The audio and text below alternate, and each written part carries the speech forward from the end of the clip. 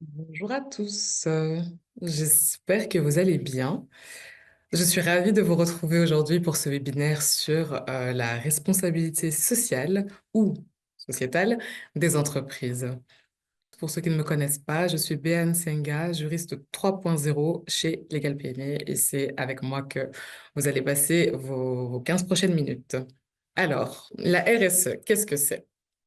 La RSE consiste pour les entreprises à intégrer des préoccupations sociales et environnementales dans leurs activités commerciales ou dans la stratégie de leur entreprise.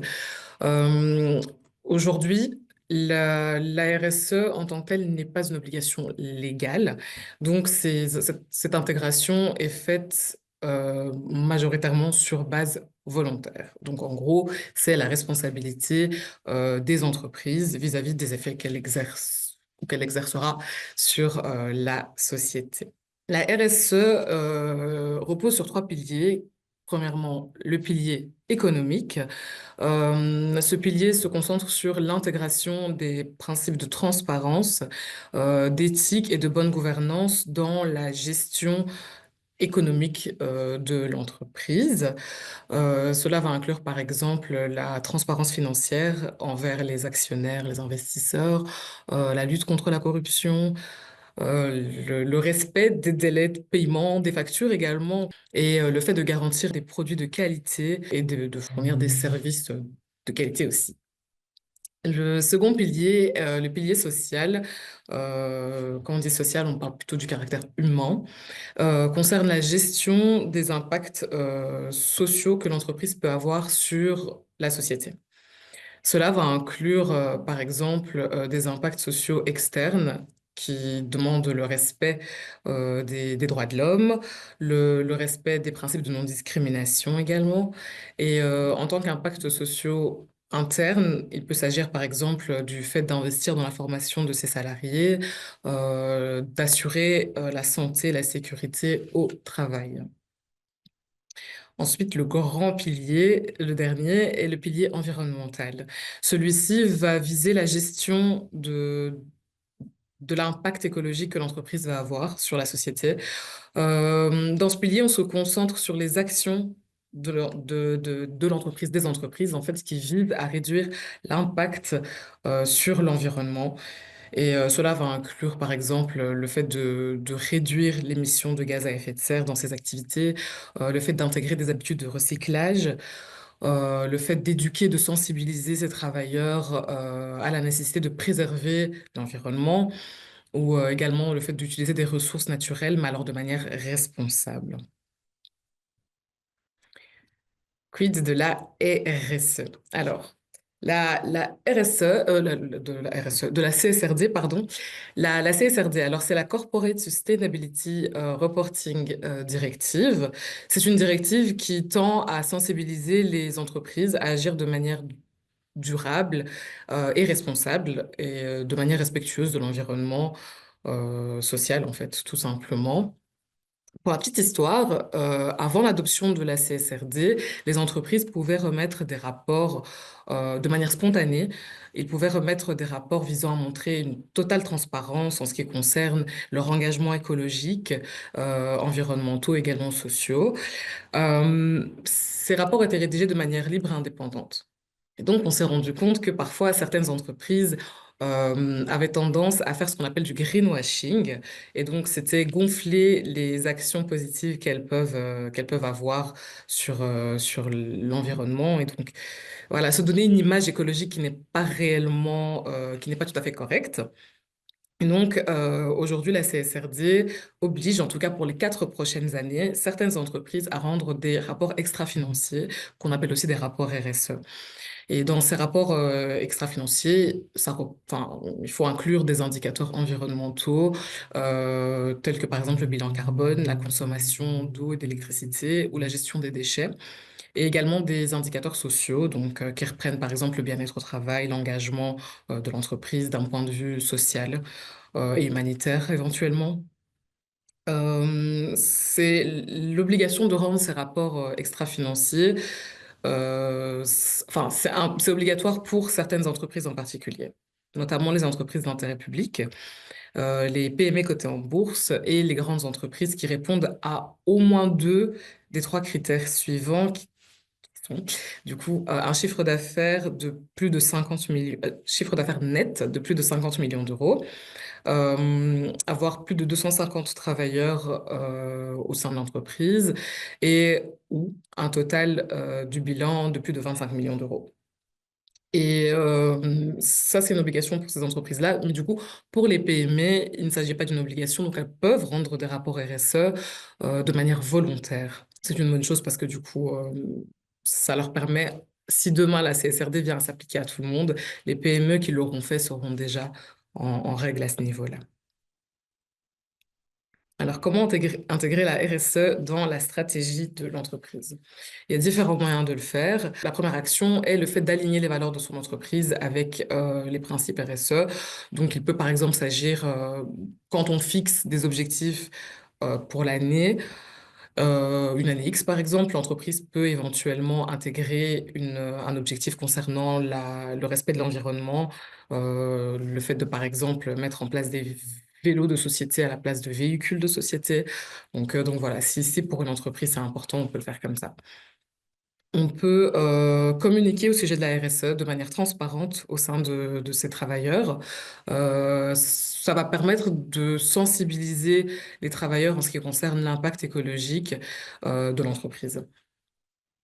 On peut également réduire l'impact environnemental. Donc ça, c'est une action qu'on peut prendre qui sera en rapport avec les deux précédentes. Et donc, il peut s'agir d'investir dans des technologies écologiques, par exemple, ou mettre en place une politique zéro déchet, éviter le plastique, des choses comme ça.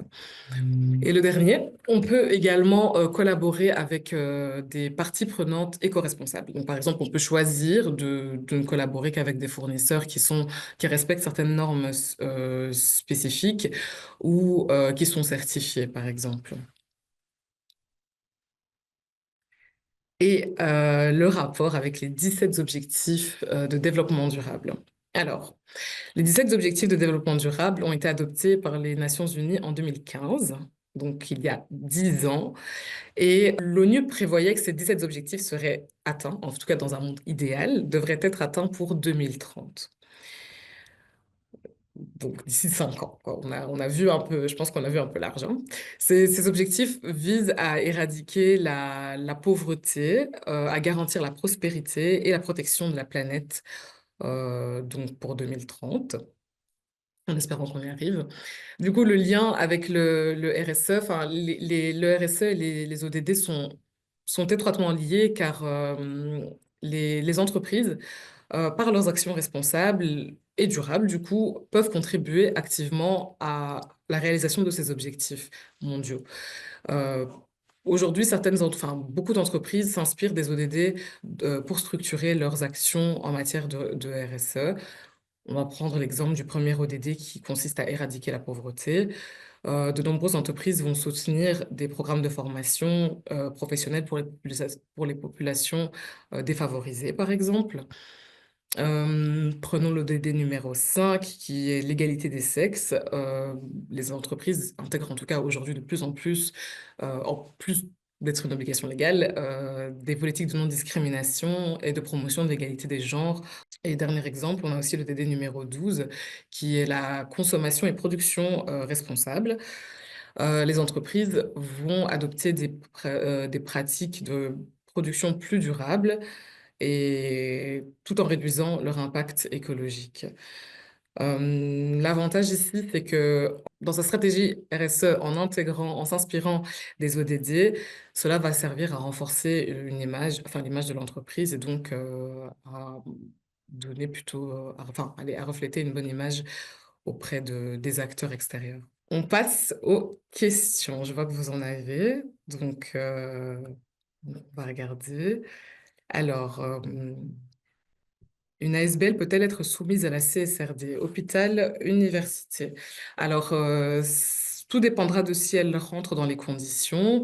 Donc, il faut répondre à au moins, donc c'est pas une entreprise d'intérêt public, c'est pas une PME cotée en bourse. Il faudra voir si elle répond à au moins 2 des 3 critères qui ont été exposés au-dessus, donc à savoir un chiffre d'affaires net de plus de 50 millions d'euros, un total du bilan de plus de 25 millions d'euros, ou si, elle engage plus de 250 employés au sein de l'entreprise.